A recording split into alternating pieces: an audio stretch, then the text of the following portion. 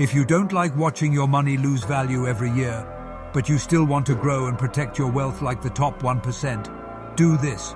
They don't want you to know this, because once you do, the system loses control over you. While most people are chasing the next hot stock or holding on to paper cash that gets weaker with every headline, the wealthy have been quietly buying something older than money itself. In 2008, banks collapsed. In 2020, inflation exploded.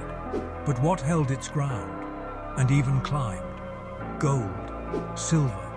One of my mentors once looked at me and said, "Real money doesn't come from the Fed. It comes from the earth." That day changed everything. Precious metals like gold, silver, platinum are rare elements used for centuries as real money. They're physical, limited, and immune to the games central banks play. When paper burns, metal shines.